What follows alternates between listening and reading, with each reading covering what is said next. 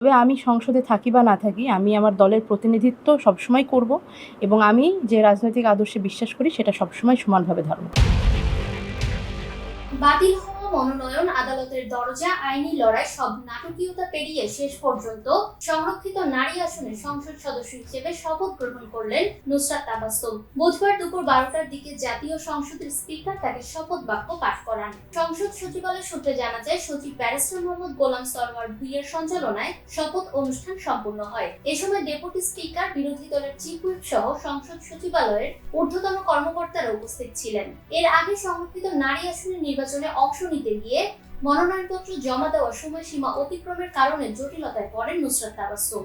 গত 21শে এপ্রিল বিকাল 4টা পর্যন্ত মনোনয়ন জমার শেষ সময় থাকলেও তিনি নির্ধারিত সময়ের 19 মিনিট পরে মনোনয়নপত্র জমা দেন। এ কারণে নির্বাচন কমিশন প্রথমে তার মনোনয়নপত্র গ্রহণ করেনি। পরবর্তীতে তিনি উচ্চ আদালতের দ্বারস্থ হলে আদালত ইসিকে তার মনোনয়নপত্র গ্রহণ করে আইনগত ব্যবস্থা নেওয়ার নির্দেশ দেন।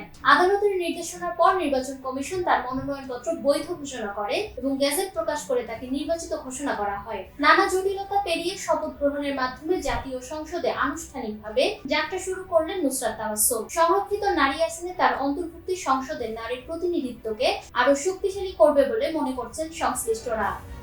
ফাহমিদা বিনতে আনোয়ার, নিরপেক্ষ।